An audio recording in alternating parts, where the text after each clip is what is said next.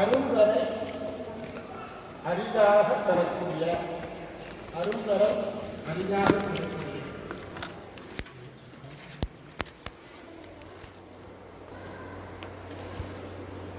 மேகன் வாழ்க. மேகம் போன்று விளங்குபவன் வாழ்க. மேகம் போன்று விளங்குபவன் வாழ்க.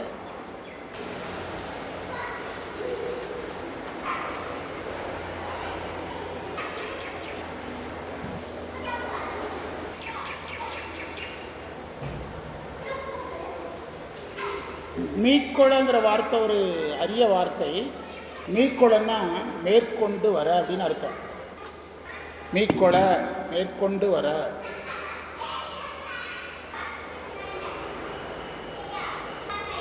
நிறைந்த அகிலினுடைய புகையை உடைய கரை உடைய குளத்தில், வண்டுகள் மொய்க்கிற குளத்தில்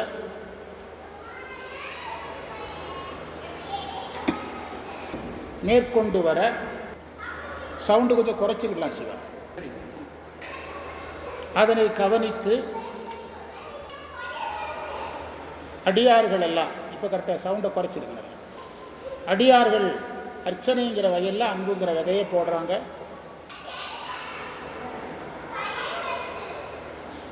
தொண்டர்கள் என்ற உழவர்கள் உண்ணும்படியாக அருள் வெளியில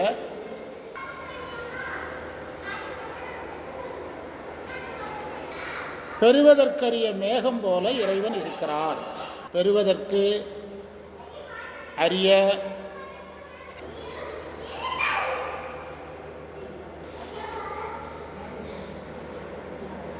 மேகம் போல இறைவன் விளங்குகிறார்.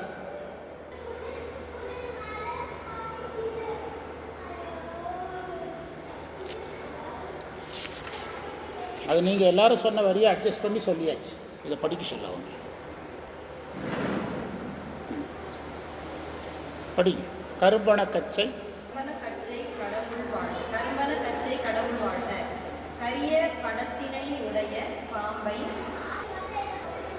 கரும் கரிய அமைதியாக இருக்க சொல்லிட்டு வரணும். பண படம் உடைய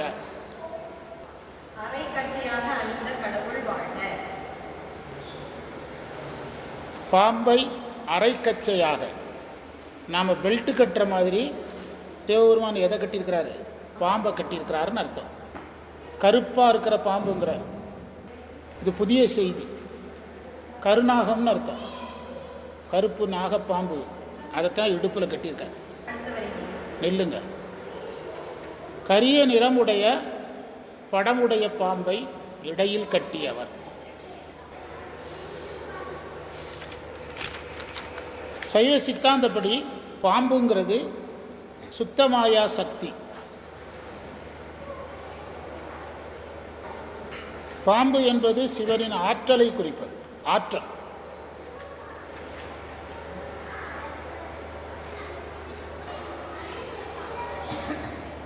பாம்பு என்பது ஐம்பொறிகளை கட்டுப்படுத்துதலை குறிப்பது. ஏற்கனவே படிச்சிருக்கோம், ஞாபகம் வருதா? படிச்சிருக்கிறோம். முந்தி நடத்தினது தான் சொல்கிறேன். குண்டலினி சக்தியை குறிப்பது. குழந்தைகள்லாம் இருக்கிறாங்க. குழந்தைகள்கிட்டலாம் ஈஸியாக யார் வேணாலும் கேட்பாங்க, சாமி எதுக்கு பாம்பு வச்சுருக்காரு? அவ்வளோ பயங்கரமான கடவுளான்னா அப்படி கிடையாது. பாம்புங்கிறது இறைவனுடைய ஆற்றல், பவர். பாம்புங்கிறது குண்டலினி சக்திங்கிறது அருள், இறைவனுடைய அருளாற்றல். பாம்புங்கிறது நம்முடைய ஐம்புலன்களை கட்டுப்படுத்துது. இப்படி நிறைய அடையாளம். சைவத்தில் இந்த அடையாளங்களை சொல்லாமல் போனதுனால தான் நம்ம கடவுளை பற்றிய புரிதலே இல்லாமல் போயிடுச்சு. கனியூரில் எங்கேயோ ஒரு இடத்துல கேட்டேன், இப்போ காரைக்கால் அம்மையார் மாம்பழ திருவிழான்னா 1500 வருஷமாக மாம்பழத்தை தானே வீசிக்கிட்டு இருக்கிறான். அந்த காரைக்கால் அம்மையார் கதையை சேக்கிழார் வழியில் சொல்லுக. காரைக்காலில் போய் அர்த்தத்தை கேட்டால் சொல்கிறதுக்கு எத்தனை பேர் தயார்?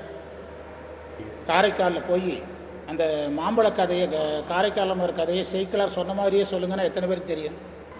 1500 வருஷமாக எதை வீசிக்கிட்டே இருக்கிறான், வீசிக்கிட்டே இருக்கிறான். அதில் பெரிய புராணத்தில் இல்லாத ஒரு செய்தியை சொல்கிறான். இந்த மாம்பழத்தை சாப்பிட்டோம்னா சந்ததி உண்டாகும்னு சொல்கிறாங்க, செல்வம் வருங்கிறாங்க. இது பெரிய புராணத்தில் இல்லை. இப்படி தான் இருக்குது நம்முடைய சைவத்தினுடைய புரிதல். வழிபாட்டுக்கும் புராணங்களுக்கும் சித்தாந்தத்துக்கும் சம்மந்தம் இல்லாமல் இருக்கு, தொடர்பு படுத்தாமல் இருக்காங்க. அது தொடர்பு படுத்தணும். அதைத்தான் நம்ம இதில் விளக்கமாக சொல்லணும். அடுத்த வரி, அருந்தவர் அரிய தவம் செய்தவர். தவம் இவ்வளோ நேரம் தாராபுரத்தில் அதுதான் பேசிட்டு வந்தோம். தவம் தவம் என்பது 3 பிரிவுகளை உடையது. ஒன்று சரியை. சரியை என்பது திருக்கோயில் வழிபாடும் திருக்கோயில் பணியும். ஒரு சிவபக்தனாக இருக்கிற ஒருத்தர் முதல்ல சிவன் கோயிலில் வழிபாடு செய்யணும். முதல்ல சிவன் கோயில்னாலும் அம்மை கோயில்னாலும் ஒன்று தான். இப்போ நம்ம ஒரு 3-4 வருஷத்துக்கு முந்தி வர்றதுக்கு முந்தி இருந்ததை விட கோயில் எவ்வளோ பணி செஞ்சுருக்காங்க. எவ்வளோ கோயில் இந்த தரையிலெல்லாம் சேர் போட்டால் திரும்பி ஆடும், அதெல்லாம் மாறி இருக்கு. தளம் வந்து பளிச்சுனானோன்னு இருட்டு குறைஞ்சிட்டு, அரங்கெல்லாம் இருட்டு குறையுது. இதெல்லாம் என்ன சிவப்பணி, இது போன்ற பணி. இவ்வளோ பெரிய பணி நம்ம செய்ய முடியாது. இப்படி பணி செய்திருக்கிற இடத்த சீமார் வச்சு கூட்டவாது செய்யலாமல்ல, இருக்கிறது காப்பாற்றினாலே போதும். குழந்தைகளுக்காக சொல்கிறேன், ஒரு சிவனை கும்பிடுறவங்களுக்கு முதல் வேலை சிவன் கோயில் வழிபாடு. இதுவும் என்ன வழிபாடு தான், சிவன் கோயில் வழிபாடு. ரெண்டாவது, நம்மளால் முடிஞ்ச ஒரு வேலையை கோயிலுக்கு செய்யணும், உயிர் உள்ளவரை செய்யணும். இது சரியை, நம்ம உடம்பு கிடைச்ச பயம், இவ்வளவுதான். அதற்கு பிறகு கட்டாயமாக வீட்டில் சிவபூஜை பண்ணணும். ஒரு சிவலிங்கத்தை வச்சோ அல்லது ஒரு சிவபெருமானுடைய சின்ன சிலையை வச்சோ வழிபாடு, படத்தை வச்சாவது வழிபாடு. இப்போ நிறைய பேர் பயந்துக்கிடுறாங்க, சிவலிங்கம் வச்சு கும்பிடலாமா, அபிஷேகம் பண்ணலாமா, அப்படி பயம் இருந்தால் படத்தை வச்சு கும்பிடலாம். படத்துக்கு விதிகள் கிடையாது. பூ போடுறீங்க திங்கக்கிழமை, ஜனவரி மாதம் திங்கக்கிழமை பூ போடுறீங்க, பிறகு பிப்ரவரி மாதம் போட்டாலும் கேள்வி கிடையாது. எதற்கு விதி கிடையாது. நீங்கள் சிவலிங்கன்னா தான் விதி, முடியலைன்னா படத்தை வச்சு கும்பிடணும். ஆனால் கட்டாயம் என்ன வழிபாடு செய்யணும், சிவ வழிபாடு செய்யணும். தீக்கை வாங்கியிருக்கணும், வாங்கலாம் பரவாயில்ல. 3வது யோகம், நினைவில் இருக்கணும், அந்த சாமியினுடைய நினைவோடு இருக்கணும்.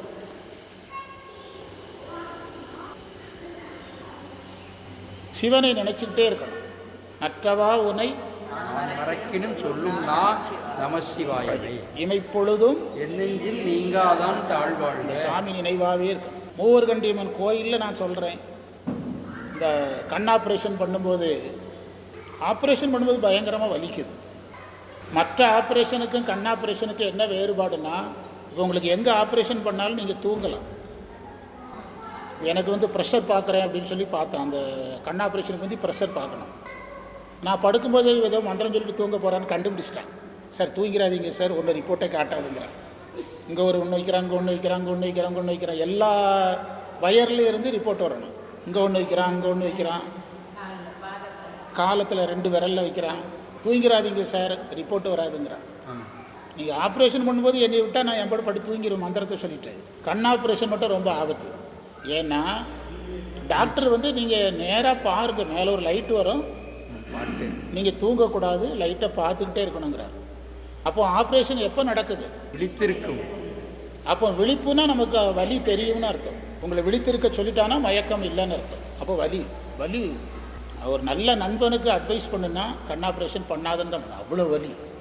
ஆனால் நான் வந்து தெய்வ சாட்சியாக சொல்கிறேன், நற்றுணையாவது நமச்சிவாயேன்னு அந்த வலியிலையும் சொல்லிகிட்டே இருந்தேன். ஃபுல்லாக எத்தனை நிமிஷம் நடந்ததோ அத்தனை நிமிஷம் முடிஞ்சால் அஞ்சுவது யாதொன்றும் இல்லை, அல்லது 5 வருவது, அல்லது நற்றுணையாவது நிமிஷம். அது சொல்லிக்கிட்டே தான் நான் ஆப்ரேஷன் பண்ணும்போது இருந்தேன். அதை எப்படியோ டாக்டர் கண்டுபிடிச்சிட்டார். ஆப்ரேஷன் பண்ணும்போது நல்லா கோஆப்ரேஷன் பண்ணுறாரு அப்படின்னு சொல்லியிருக்காரு. தேன்மொழி டாக்டர்கிட்ட சொல்லியிருக்காரு. கோஆப்ரேஷனை வேற ஒன்றும் இல்லை, வலியை யாரை நினச்சி தாங்கிறது, இறைவனை நினச்சி தாங்கிறது. அப்போது நம்ம முயற்சி பண்ணலாம். நம்மலாம் ஞானிகள் கிடையாது, யாருமே முயற்சி பண்ணலாம் யார் நினைவோடு இருக்கிறதுக்கு. அதைத்தான் அருந்தவர்னார். சிவ வழிபாட்டுக்கு நீங்கள் வந்துட்டீங்கன்னா முதல் கடமை சரியை, கோயில் வழிபாடும் கோயில் பணி. 2வது கடமை சிவபூஜை, கம்பல்சரி. சிவலிங்கத்தில் பண்ணலையா, ஒரு சிவ உருவத்தில் பண்ணுங்க, அதுக்கும் தயார் இல்லையா, படத்தில் பண்ணுங்க. படத்துக்கு விதியே கிடையாது. ஜனவரி மாதம் 1ஆம் தேதி பூவை போட்டுட்டு மே மாதம் 1ஆம் தேதி போட்டாலும் கேள்வி கிடையாது. எதுக்கு? படத்துக்கு. நீங்கள் என்ன வேணாலும் பண்ணலாம், பூ வைக்கலாம், எல்லாம் வைக்கலாம். நீங்கள் கிராமங்களில் பார்த்தீங்கன்னா ஏதோ ஒரு நாள் சரஸ்வதி பூஜை அன்றைக்கி சரஸ்வதி போட்டால் எடுப்பான். அதுக்கப்புறம் எப்போ எடுக்கலாம்? அதுக்கு சரஸ்வதி வருத்தப்படுறது இல்லையே. அதே மாதிரி தான். பிறகு அது முடிந்த அளவுக்கு என்ன நினைவு, அதைத்தான் அருந்தவம்னு. சாமியே ஆமாம் ஆமாம். இந்த சரியை கிரிய யோகம் 3 சேர்ந்தது தவம்.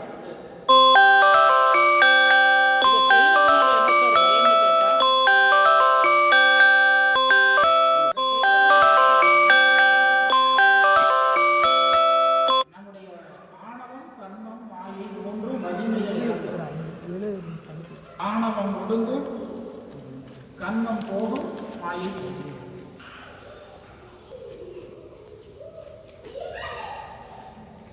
அப்போ இந்த 3 போன உடனே யார் வருவார்? குரு வருவார். குரு வந்தா என்ன தருவார்? ஞானம். அதான் தவத்துக்கு பிறகு ஞானம். ஞானம் வந்த பிறகு இறைவனுக்கு நமக்கு இடையில தான். இறைவன் நமக்கு வேண்டிய அருளையும் இன்பத்தையும் தந்து உலகம் முடிச்சு. சரியே பிரம்மாண்டமாக சைவத்தை பிரம்மாண்டமாக சொல்கிறது வேற, நான் சொன்னது இவ்வளோதான் சைவ சமயத்தின் சாரம்.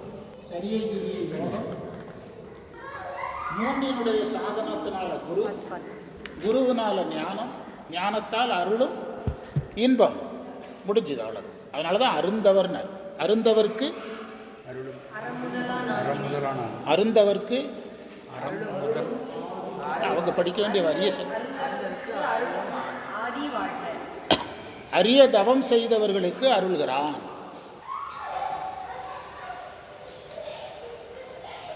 அப்போ இறைவனுடைய அருள் யாருக்குன்னா சரியை கிரிய யோகம் செய்தவர்களுக்கு தான், எல்லாருக்கும் கிடையாது. ஆதி, ஆதினா முதல்வன் அர்த்தம். முதல்வன் ஒரு அர்த்தம், எல்லாவற்றிற்கும் காரணமானவன்.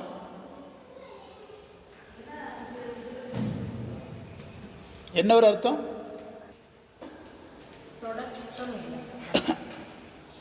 இன்னொரு அர்த்தம் வந்து அவனே முதல்வன், அவனை விட பெரிய கடவுள் இல்லை. அனாதியம், அவனை விட பெரிய கடவுள் இல்லை. அருந்தவர் கருளும் ஆதி வாழ்க. அடுத்த வரி அழகான வரி.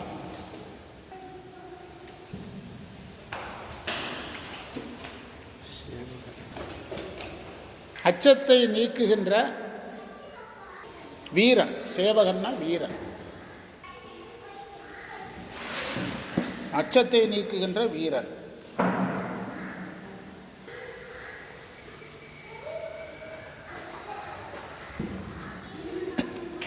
இறைவன் வந்து ஆன்மாக்களினுடைய அச்சத்தை போக்குபவனா இருக்கிறார்.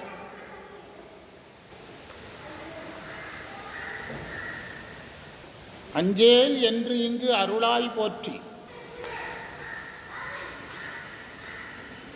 நெஞ்சே அமுதாய் பயந்தாய். அந்த 2 வரியை இணைச்சி பார்த்தீங்கன்னாலே அந்த வரி புரிஞ்சிடும். பயப்படாதன்னு சொல்கிறவன் நீ தான், ஆனால் பயப்படாதுன்னு சொல்கிறதுக்கு ஏற்றபடி செயல்படுறவனு நீ தான். விஷத்தை சாப்பிட்டவன் நீ தான். இப்போது விஷம் வந்துட்டு பயப்படாதீங்க பயப்படாதீங்கன்னு சொல்கிறது வேற, பயத்தை போக்குறது வேற. சிவபெருமான் பயத்தை என்ன செய்தார்? போக்கினார். விஷத்தை சாப்பிட்டு போக்கினார். பயப்படாதீங்க பயப்படாதீங்கன்னு யார் வேணாலும் சொல்லலாம். டாக்டரே என்ன 1 வாரத்தில் செத்து போயிடுவார்னு சொன்னால் கூட நாம் போய் என்ன செய்கிறோம்? 1 வாரத்தில் செத்து போயிடுவோம், எதுக்கு கவலைப்படுறோன்னு சொல்ல முடியுமா? எங்கள் அப்பா என்கிட்ட சொன்னார், நான் என்ன 1 வாரம் தான் உயிரோடு இருப்பேன்னார். அதே மாதிரி தான் இருந்தார். அப்படியாப்பா, அப்போ 1 வாரம் கழித்து போயிட்டுவான்னு சொல்ல முடியுமா? இல்லை நீ சொல்லாத, அப்படிலாம் நினைக்கக்கூடாது, அதெல்லாம் தேவையில்லாத வார்த்தைன்னு நான் சொன்னேன். ஆனால் எனக்கு உள்ளூட தெரிஞ்சிட்டு அவர் என்ன 1 வாரம் தான் தாங்கணும். அப்போ வந்து பயப்படாதங்கிற வார்த்தை வெறும் வார்த்தை. நம்ம மருத்துவமனையில் போய் பயப்படாதீங்கிற வெறும் வார்த்தை தானே. அவனுக்கு இருக்கிற வலியும் அவனுக்கு இருக்கிற செலவும் யாரை சேர்ந்தது தான்? அந்த உயிரை சேர்ந்தது தான். ஆனால் சிவபெருமான் அப்படி இல்லை. பயப்படாதுன்னு சொல்லி அந்த பயத்தை என்ன செய்வனாக இருக்கிறான்? பயம் சார்ந்த எல்லாத்தையும் எடுத்துக்கிட்டார். பயப்படாதுன்னு சொல்கிறது வேற, பயம் சார்ந்த எல்லாத்தையும் எடுத்துக்கிட்டது வேறு. இப்போ நீங்கள் ஒருத்தர் மருத்துவமனையில் அட்மிட் ஆகியிருக்கிறாரு, டாக்டர் சொல்கிறாரு எப்படி ஒரு 18 லட்ச ரூபா செலவாகுங்கிறாரு.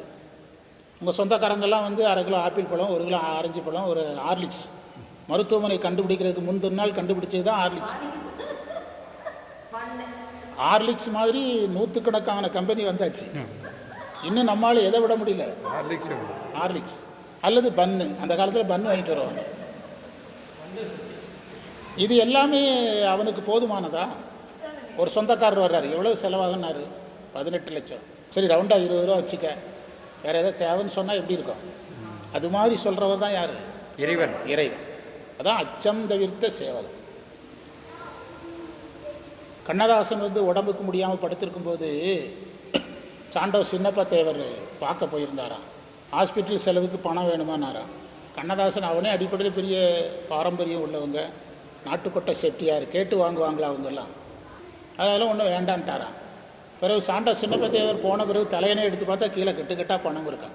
அவர் தெரியாமலே இதில் வச்சு விட்டார், வச்சுட்டு போயிட்டாரான். காமராஜருக்கு ஒரு வீடு வாங்கி கொடுத்துடலான்னு பணம் வசூல் பண்ணாங்களாம். முத்துராமலிங்க தேவர்கிட்ட போய் சொன்னாங்களாம், வீடு வாங்குறது இருக்கட்டு, அவர் வாங்குவாரா முதல்ல? காமராஜர் நம்ம வாங்கி கொடுத்து வாங்குவார்னா நானே வாங்கி கொடுத்து எதுக்கு வசூல் பண்ணுறீங்க? அது நீங்கள் வாங்கி கொடுத்தாலும் என்ன செய்ய மாட்டார்? வாங்க மாட்டார்னாராம். இப்படி நிறையா இருக்குது. இறைவனுக்கு சமமாகவே வாழ்ந்திருக்காங்க அவங்கெல்லாம், இறைவனுக்கு சமமாக வாழ்ந்திருக்காங்க. நான் ஒரு முக்கியமான செய்தி உங்களுக்கு ரொம்ப நாளாக சொல்லியிருக்கேன். நம்ம குருநாதர் சொன்னது அந்த பாசுமணியும் சம்மந்தப்பட்ட ஒரு வரலாறு. பாசுமணியம்ங்கிறவர்கிட்ட அருட்சலருடைய மகள் கருணாம்பிகை வந்து பாடம் படிக்கிறாங்க, திருக்குறள். அவர் வந்து பாடம் நடத்துகிறத நிறுத்திட்டார், வயசாகி பேஷண்டாகி நிறுத்திட்டார். கட்டாயப்படுத்தினதுனால எடுத்து கொடுத்தாரு திருக்குறள். பாடம் எடுக்கும்போதே பேஷண்ட்டு தான். ஒரு நாள் பாடம் எடுக்க மயங்கி விழுந்துட்டார், வகுப்புலேயே மயங்கி விழுந்துட்டார். இந்த அம்மா உடனடியாக அவங்க காரில் ஏற்றி கோயம்புத்தூரில் குப்புசாமி நாயுடு ஹாஸ்பிட்டலில் கொண்டு சேர்த்து அட்மிஷன் பண்ணி ஆளை காப்பாற்றி, இவர் அடிப்படையில் பெரிய ஆள், இந்த அம்மா அதை விட பெரிய ஆள், எங்கள் அப்பா அதை விட பெரிய ஆள். என்ன ஆகி போச்சுது, இவரை பார்க்குறதுக்கு முதலமைச்சரை பார்க்குற மாதிரி வர ஆரம்பிச்சிட்டோம். உடனே ஹாஸ்பிட்டலில் ஒரு 20க்கு 20 ரிசப்ஷன் காலம் ஒதுக்கிட்டாங்க. எதுக்கு? பார்வையாளர்களுக்காக ஒதுக்கி டீ காஃபி சப்ளை. கடைசியில் ட்ரீட்மெண்ட் முடிஞ்சாச்சு, 1,60,60,000 ரூபா. ஹாஸ்பிட்டலுக்காரங்க நாங்கள் தான் போட்டுக்கிடுவோம், நீங்கள் யாரும் பணம் தரக்கூடாதுங்கிறாங்க. மகாலினி கவுண்டரு நான் தான் கொடுப்பேங்கிறாரு. 2 பேருக்கு பொதுவாக ஆளுக்கு பாதி. இது கரெக்டு. எனது அச்சம் தவிர்த்த சேவகன் வாழ்க. இப்படி சில மனிதர்கள் வாழ்கிறாங்க. என்ன சொல்கிறீங்க? நம்ம இறைவன் செய்கிறத நம்ம நேரில் பார்க்க முடியாது. நமக்கு நடந்தாலும் யார் செய்ததை நினைக்க மாட்டோம், இறைவன் செய்தால் நம்ம நினைக்க மாட்டோம். அப்போ யாரோ ஒரு மனிதருக்கு நடந்ததை தான் நம்ம சொல்ல முடியும். இப்போ ஆழியாரில் வந்து வேதாத்திரி மகரிஷி தலைமையகம் போட்டிருக்கிறாரு. வேதாத்திரி மகரிஷி அருட்செல்வர்கிட்ட போய் எனக்கு கொஞ்சம் நிலம் தாங்கன்னு கேட்குறாரு. அவருடைய பிஏவை கூப்பிட்டு நம்ம ஜீப்பில் இவரை ஏற்றிக்க, இந்த பொள்ளாச்சி ஏரியாவில் ஏன் நிலமோ அடுத்த நிலமோ காட்டு, இந்த நிலம் வேணும்னு சொன்னார்னா எத்தனை கோடி ஆனாலும் ரிஜிஸ்டர் பண்ணிடணும். அப்போ இப்போ ஆழியார் இருக்கிற இடத்த அவர் காட்டுறார், எனக்கு இதான் வேணுங்கிறார். அப்போ மேனேஜர் சொல்கிறாரு, இது அருட்செல்வருடைய நிலம் கிடையாது, ஆனாலும் உங்களுக்கு வாங்க சொல்லியிருக்கிறாரு, வாங்கிடலாம்னு சொல்லி என்ன செய்கிறாங்க, பத்திராபிஷேகம் போய் பார்க்குறாங்க. அவர் பேரில் தான் இருக்குது. யார் பேரில் தான் இருக்குது? அவருக்கே தன் பெருமை தானறியா சாளன். அதான் இப்படி மனிதர்கள்ட்ட இருந்து தான் நம்ம யாருக்கு எடுக்க முடியும்? இறைவனுக்கு நடக்கிறது நம்மளுக்கு எடுக்க தெரியாது. ஏன்னா நமக்கு நடந்தாலும் யார் செய்ததா தெரியாது, இறைவன் செய்ததா நமக்கு தெரியாது. நமக்கு தெரியாது சாமி நமக்கு இதை செய்தாருங்கிறது நமக்கு தெரியாது. அதனால தான் சேவகன்னா வீரன். திருவாசகத்திலே முன்னானை பின்னானைன்னு ஒரு இடத்துல சொல்லுவார். முன்னானை பின்னானைங்கிறதுக்கு பழமையாகவும் புதுமையாகவும் இருப்பவன் ஒரு அர்த்தம். இன்னொரு பொருள் என்னென்னா, அவரை நம்புகிற பக்தனுக்கு முன்னாலேயும் பின்னாலேயும் போவாராம். யார்? இறைவன். அதுக்கு ஒரு உதாரணம் எழுதினார் ஒரு உரையாசிரியர், தண்டபாணி ஜெயசீகர் உரை எழுதினார். புதுசாக மலை ஏறுறவனுக்கு முன்னால் ஒருத்தன் போகணும், ஏற்கனவே மலை ஏறின ஒருத்தன் பின்னால் போகணும். யாரை நடுவில் விடணும்? அதே மாதிரி இறைவன் வந்து அவரை நம்பிட்டோம்னா நம்ம வாழ்க்கையில் நமக்கு முன்னாலேயும் போவாராம், பின்னாலேயும் போவாராம். முன்னாடி வழிகாட்ட, பின்னாடி விழுந்துட்டோம்னா தூக்கி விடுறதுக்கு. பக்தர்கள் சூழப்போகி, அது ஒரு பாட்டு இருக்குல்ல, திருப்படையாட்சி. சித்தர்கள் கடைக்கூளை வாரின் ஒரு பாட்டு பாடுறாரு. திருப்படையாட்சி இல்லையா? திருப்படையாட்சி இல்லைங்க, திருப்படை எழுச்சி. மாணிக்க வாசகர் ஒரு மார்ச் பாஸ்ட் நடத்துகிறார். மாணிக்க வாசகருடைய யாத்திரை தொடங்கிட்டு மார்ச் பாஸ்ட். யார் யார் எங்கே நிற்கணும்னு சொல்கிறார். இப்போ நீங்கள் அரசியல் கட்சி ஊர்வலம் நடந்துச்சுன்னா முழக்கமிடுறவங்க சைடில் வருவாங்க, போலீஸ் சைடில் வரும். ஒரு 3 பேரா 6 பேர் வர போவாங்க. அதே மாதிரி தொண்டர்கள் தூசி செல்வி, தொண்டர் படை முன்னால்.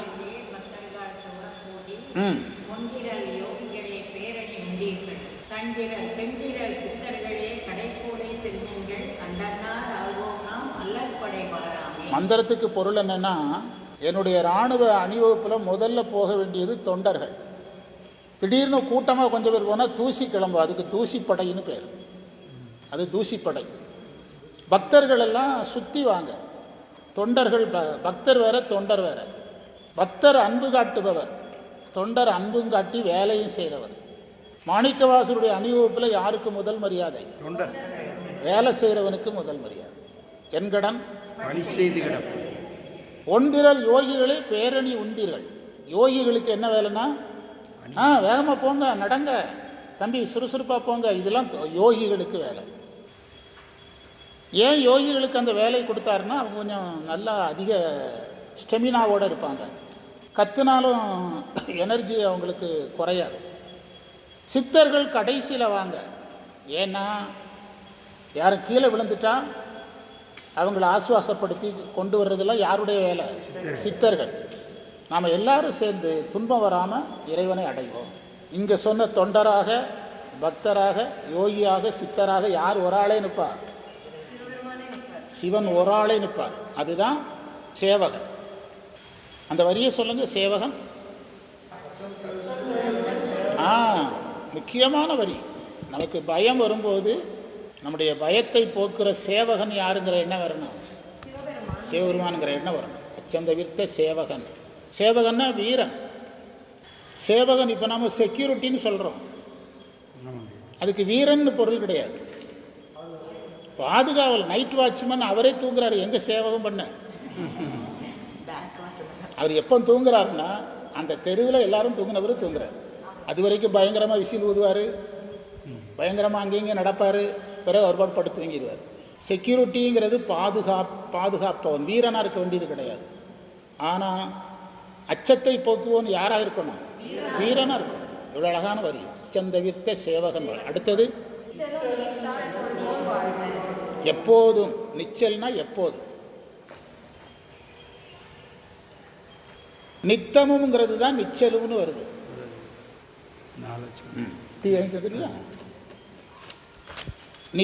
நித்தமுங்கிறத நிச்சலுங்கிறார்.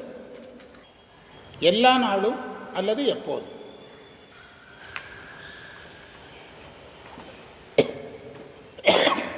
ஈர்த்து, தானே இழுத்து,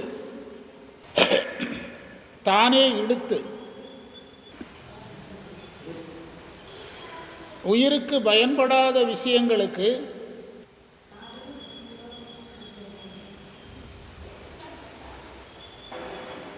உயிர் தானே தேடி போயிடும்.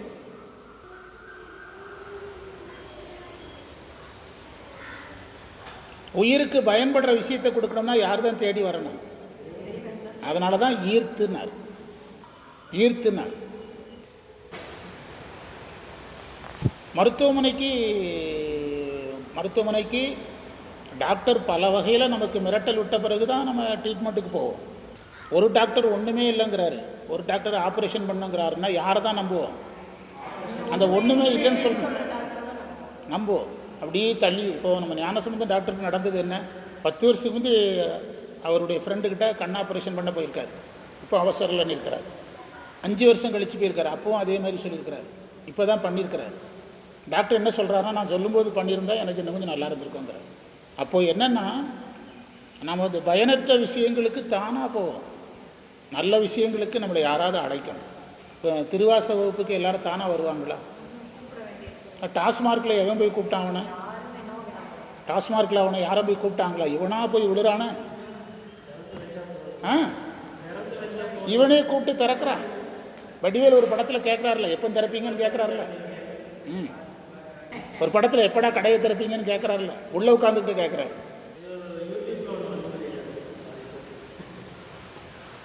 அதன்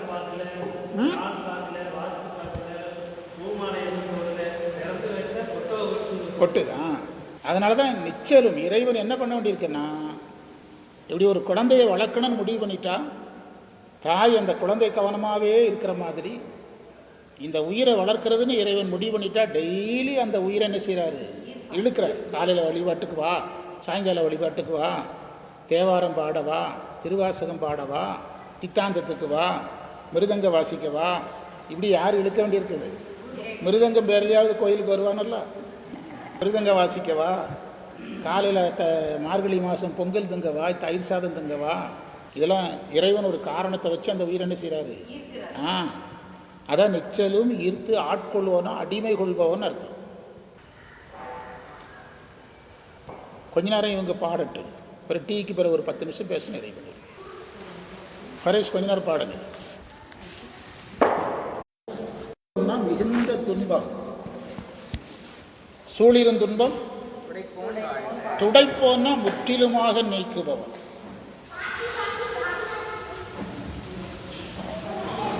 துன்பத்தை நீக்குபவன்னா என்ன அர்த்தம்? துன்பத்தின் காரணத்தை நீக்குபவன் அர்த்தம். துன்பத்தின் காரணம்ங்கிறது என்னதுன்னா 3 மலங்கள். மாயையை நீக்குபவன், கன்மத்தை நீக்குபவன், ஆணவத்தை ஒடுக்குபவன் அர்த்தம். அதான் துடைப்போன்னார். நீங்கள் ஒரு அருகம்புல்ல வேரோடு தூக்குனாதான் அது திரும்ப வராது. அருகம்புல்ல மேலே வெட்டி விட்டிங்கன்னா நிச்சயம் திரும்ப வரும். நீங்கள் விவசாய பண்ணைகளில் கால்நடை தீவனம் ஒன்று இருக்குது, ஒரு புல் மேலே வெட்டினா கீழே வந்துக்கிட்டே இருக்கும். அது மாதிரி துன்பம் நீக்கிறதல்ல, தொடச்சிறது, துவம்சம் பண்ணுறது, சுத்தமாக இல்லாமல் பண்ணுறது, வேரோடும் வேரடி மண்ணோடும் இல்லாமல் பண்ணுறது. எப்படி ஒரு மன்னர் பரம்பரையை அடிக்கணும்னா வம்சத்தையே அடிக்கணும். அந்த பாகுபலிங்கிற வம்சம் எப்படி திரும்ப வருது? ஒரே ஒரு குழந்தையினால தான் அந்த அவன் பட்ட அத்தனை முயற்சியும் வேஸ்ட்டாக போகுது. பாகுபலிங்கிற ஒரு குழந்தை தப்பிக்கிறதுனால. அதை மன்னர்களுக்கான நீதி என்னதுன்னா, பகைவர்களை மிச்சம் வைக்கக்கூடாது. கிராமங்களில் சொல்லுவாங்க, நெருப்பையும் பகையையும் மிச்சம் வைக்கக்கூடாது. நெருப்பை மிச்சம் வச்சா திரும்ப அதுலேருந்து வரும். நீங்கள் ஃபயர் சர்வீஸ்காரங்க அணைச்சி முடிச்சுட்டு பிறகு உள்ளே போய் ஒவ்வொன்றையாக புரட்டி பார்ப்பாங்க. பார்த்துருக்கீங்களா? கங்கு இருக்கான்னு பார்ப்பாங்க, பார்த்து திரும்ப அதில் வாட்டர் பண்ணுவாங்க. அதைத்தான் துடைப்போன்னார். சுத்தமாக துடைச்சிட்டான்னு சொல்கிறோமில்ல. யாராவது நிறைய கடன் பண்ணி வச்சுட்டு போயிட்டா என்ன சொல்கிறோம்? டோட்டலாக துடைச்சிட்டான். எங்கள் டிபார்ட்மெண்ட்டில் வந்து பள்ளிக்கூடத்துக்குன்னு ஒரு 10, 15, 20 பாஸ்புக் இருக்கும், அக்கௌண்ட் புக்கு. சில தலைமை ஆசிரியர்கள் லட்சக்கணக்கில் அக்கௌண்ட்டில் சேர்த்துட்டு போயிடுவாங்க. அதில் இருக்கிற ₹1 உட்பட எல்லாம் எடுக்கிறதுக்கு தலைமை ஆசிரியருக்கு அதிகாரம் உண்டு. அந்த அதிகாரத்தை பயன்படுத்தி சிலர் துடைச்சிட்டு போயிடுவாங்க. அதுமாதிரி இறைவன் உயிருக்கு கெட்டதை என்ன செய்கிறாரு? வலிச்சிடுறார். அதைத்தான் துடைப்போன் வாழ்கன்னர். துடைக்கின்ற இறைவன் வாழ்க. என்ன அழகான வரி! இந்த 2 வரி இன்னைக்கு போதும். அந்த சேவகனுக்கு நிச்சலும் ஈர்த்தாட், சேவகன்லேருந்து வரணும். அச்சம் தவிர்த்த சேவகன் வாழ்க, நிச்சலும் ஈர்த்தாட் கொள்வோன் வாழ்க, சூழிரும் துன்பம். அற்புதமான வரி. வாழ்க்கையில் எப்பெல்லாம் பயம் வருதோ அப்பெல்லாம் இதை சொல்லலாம். அடுத்தது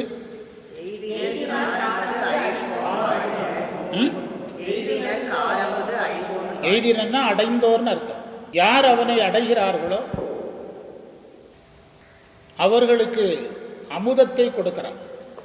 அமுதங்கிறது பேரின்பம். தாராபுரம் வகுப்பில் ஒரு அமுதம் வந்துல தேவர்களுக்கு, அதில் அந்த வரியை சொல்லுங்க. தேவர்கள் சம்பந்தப்பட்ட அமுதம். வானோர்க்கு அமுதம், வானோர்க்கு அமுதம் வள்ளல் போற்றியா? மருந்து. அந்த இடத்துல மருந்துங்கிறது அமிர்தம். அந்த அமுதம் கடல்ல வர்றது. இந்த அமுதம் சிவன்கிட்ட இருந்து வர்றது. கடல்ல இருந்து வர்ற அமுதம் நிலையற்ற இன்பத்தை தரும். சிவன் தர்ற இன்பம் நிலையான இன்பத்தை தரும். அதைத்தான் இந்த வரி மூலமாக சொன்னார். என்ன வரி? வானோர்க்கரிய மருந்தே போற்றி. இங்க இந்த வரி எய்தினர்க்கு அடைந்தவர்க்கு ஆரமுது அளிப்போன் கொடுப்பவன். அளிப்போன்னா கொடுப்பவன் அர்த்தம், கொடுக்கின்றவன். இந்த வாழ்க வாழ்கங்கிறதே ஒரு அழகான வரி. நமச்சிவாய வாழ்க ஆதந்தாள். அதே மாதிரி இங்கே வருது, அந்த இறைவன் வாழ்க. அடுத்த வரி கூர்னா மிகுந்தன்னு அர்த்தம். கூர் தமிழ் இலக்கணத்தில் கூர் என்பது உரிச்சொல். சால உரு தவ நனி கூர். உரிச்சொல்லுக்கு என்ன வேலைன்னா, தான் எதனோடு வருகிறதோ அந்த பொருளை மேலும் உயர்த்தி சொல்லும். இப்போ பசி, ரொம்ப பசியாக இருக்குன்னு சொல்லணும்னா தவ பசின்னு சொல்லணும். தவ உரிச்சல். பசிங்கிறதே ஒரு கொடுமை, அதில் தவங்கிறத சேர்த்திங்கன்னா ரொம்ப பசின்னு அர்த்தம். வாழ் அதே கூர்மையானது, கூர்வாள், அப்போ ரொம்ப கூர்மையாக இருக்குன்னு அர்த்தம். உரிச்சொல்லுக்கு என்ன வேலை? தான் எதோடு வருகிறதோ அதன் பொருளை ஃபோக்கஸ் பண்ணும், உயர்த்தி சொல்லும். அதான் இருள், கூரிருள்னார், ஓவர் இருள். அதை சிவபுராணத்தில் வச்சிருக்கிறார், நள்ளிருள்னார். இருட்டுக்கு நடுவில் நள்ளிருள்னா இருட்டுக்கு நடுவில் நடனம் ஆடுறார். இளையான்குடி மாறநாயனார் புராணத்தில் இருட்டை எல்லாரும் ராத்திரி வீட்டை விட்டு வெளியே போகிறதுக்கு யோசித்தாங்களாம். ஏன்னா இருட்டு உடம்புல ஒட்டிடக்கூடாதுன்னு, அவ்வளவு பயங்கரமாக இருட்டாக இருந்துச்சு, மையிருட்டான். இருட்டு உடம்புல ஒட்டிடும்னு நைட்டில் யாரும் வீட்டை விட்டு வெளியே போகிறேன்னு சொல்லுவார் சேக்கிழார். அவ்வளோ பெரிய இருட்டும்பார். அதனால் இந்த கூர்னா மிகுந்த இருள், நள்ளிருள் அதே வரி தான் சார். நள்ளிருளில் நட்டம் பயின்றாடு நாதனை. இங்கே ரெண்டுக்கும் ஒரே அர்த்தம் தான். குனிப்போன்னா குனிந்து ஆடுறவன் அர்த்தம். டான்ஸ் ஆடுறவனுக்கு ரெண்டு இலக்கணம் ரொம்ப முக்கியம். நல்லா வளையணும், நல்லா இடம் பெயரணும். சிலது நிற்கிற இடத்துல நின்றுக்கிட்டு இடது காலையும் வடது காலையும் லெஃப்ட் ரைட்டுன்னு தட்டிக்கிட்டே இருக்கும். ஆமாம், பாக்கியராஜுக்குன்னே தனி டியூன் போடணும். பாக்கியராஜ் இப்படி கையெடுத்தாருன்னா அதுக்கு ஒரு கேமரா வேணும், இப்படி கையெடுத்தா ஒரு கேமரா வேணும். அவருக்குன்னே தனியாக ஒரு டான்ஸே கண்டுபிடிச்சானுங்க. அதில் ஜெயிக்கவும் செஞ்சார். அது அந்த டான்ஸ் மாஸ்டருடைய திறமை. ஆமாம் ஆமாம் ஆமாம். அதுதான் பின்னால் ஆர்யா அந்த மாதிரி டான்ஸ் ஆடினார். பின்னால் வந்த தற்கால நடிகரில் நம்முடைய முதலமைச்சர், துணை முதல்வரும் அதே மாதிரி தான் ஆடினார். அது பாக்கியராஜா ஆரம்பித்து வச்சது. ஆமாம். கூர்னா மிக்கன்னு அர்த்தம். குனிப்போன்னா வளைபவன். டான்ஸ் ஆடுறவங்க நல்ல டான்ஸருக்கு அடையாளம் வளைகிறது தான். அதனால தான் டான்ஸருக்கு பாடகரை விட டான்ஸரை ரொம்ப கவனிக்கணும். பாடகர் 95 வயசு வரைக்கும் பாடலாம், டான்ஸர் உடம்பு நான் முடிஞ்சுது, அவ்வளோதான், களத்தை விட்டு வெளியே போயிடும். டான்ஸர் என்ன வராமல் பார்த்துக்கணும். பரதநாட்டியத்துக்கு முதல் கலையை அவரால் குனிய முடியுதான்னு பார்க்கணும். இப்போது அது கிடக்குது பாட்டி, காலை நீட்டிக்கிட்டு அரட்டை அடிக்கும் அப்படின்னு சொல்கிறோம். நீங்கள் கால் நீட்டி உட்காந்துருக்க பார்க்கலாம். நீங்கள் நல்லா கால் நீட்டி உட்காந்துட்டிங்கன்னா உங்கள் பாடி ஹெல்த்துன்னு அர்த்தம். நல்லா ஸ்ட்ரைட்டாக கால் நீட்டி உட்காரணும். நீங்கள் ஹெல்த்தாக இருக்கீங்கன்னு அர்த்தம். பாட்டியை தவிர யாராலையும் இப்போ உட்கார முடியாது, இல்லைன்னா இந்த குழந்தைகள் உட்காரும். உட்காந்துட்டிங்கன்னா உங்களுக்கு தொந்தி இல்லைன்னு அர்த்தம். வீட்டில் செக் பண்ணி பாருங்கள், நீங்கள் உங்கள் உடம்பை செக் பண்ணி பாருங்கள். ஐயப்பன் உட்கார்றாருல சுகாசனம், 2 காலை முழங்கால் போட்டு கையை வச்சிங்கன்னா ப்ரெஷரே வந்துடும், உங்கள் மூச்சினுடைய வேகமே மாறும். இல்லை இயல்பாக இருக்கிறீங்கன்னா நீங்கள் ஹெல்த்தாக இருக்கீங்கன்னு அர்த்தம். பிரம்மச்சரியாசனம். ஆமாம், ஐயப்பன் உட்காந்துருக்காருல அந்த மாதிரி நீங்கள் கால் போட்டு உட்காந்து உங்களால் முடியுதுன்னா உங்களுக்கு உடற்பயிற்சி தேவையே கிடையாது. அத்தனை வேஸ்ட், உடற்பயிற்சி வேஸ்ட். உட்கார முடியலைன்னா நம்ம ஒரு பாட்டி உட்காந்துரும். பாட்டிக்கு என்ன சார், திண்ணையில் உட்காந்து காலை நீட்டி அரட்டை அடிக்கும், காலை நீட்டி உட்கார அளவுக்கு ஹெல்த்தாக இருக்குது. இன்றைக்கி வீட்டில் போனோன்னு முதல்ல திருவாசகம் இருக்கட்டு, பாட்டியை மாதிரி கால் நீட்டி நம்மளால் உட்கார முடியுதான்னு செக் பண்ணி பாருங்கள். எந்த பெண்டும் வரக்கூடாது, கால் இப்படி இருக்கணும், எதிரையும் சாயக்கூடாது, முதுகெலும்பு நேராக இருக்கணும். முடியவே முடியாது. ஒரு மெடிக்கல் சார்ந்த அவார்டு கொடுத்தாங்க ஆசிரியர்களுக்கெல்லாம், எனக்கெல்லாம் கொடுத்தாங்க. அதுக்கு பிறகு தான் கமலன் டீச்சர் அவங்க இது மூலமாக தந்தாங்க. அங்கே ஒரு பெரிய மெடிக்கல் ஆஃபீஸர் ஒருத்தர் வந்திருந்தார். ஒரு காலேஜில் போய் காலேஜ் பிள்ளைகள்கிட்ட நீங்கள் எனக்காக ஒன்றும் செய்ய வேண்டாம், எல்லா தரையில் உட்காருங்க அப்படின்னாராம். 30% கூட உட்கார முடியல. எல்லாம் வெஸ்டர்ன் டாய்லெட் பயன்படுத்தி அதை பயன்படுத்தி எது போச்சு. 23 வயசில் 23 வயசு 18 வயசில் எதில் உட்கார முடியல, உட்கார முடியல.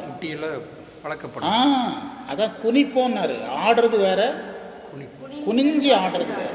இறைவன் அவ்வளவு ஹெல்த்தாக வச்சுருக்காரு எதை, உடம்பு. அந்த நடன கலையிலையும் வல்லுநராக இருக்கிறார். அதான் கோரிருள் கூத்தோடு வாழ்கனர். அந்த இடத்துல நம்ம நிறுத்திட்டு நம்ம நிறைவு பண்ணுவோம். அடுத்த வகுப்பில் பார்த்துக்கலாம். வாழ்த்து சொல்லி நிறைவு பண்ணலாம். இந்த தேவார பாடசாலை குழந்தைகள்லாம் நிறையா வந்திருக்காங்க. சந்தோஷம், மகிழ்ச்சியான செய்தி. அவங்கள நம்ம நல்லா பழக்கணும். இந்த பயிற்சி நிறைய கொடுத்து பழக்கி கொண்டு வாங்க. சரிங்க. நம்ம தேவார திருவிழாவில் கூட இணைச்சிக்கிடுங்க. சரிங்க. எங்கே உள்ள மடத்தூர் தேவார திருவிழா, சரி. அதில் இணைச்சி விட்ருங்க. சரிங்க. அவங்களையெல்லாம் நம்ம வந்து ஒரு 20 குழந்தைகள் பசங்களையெல்லாம்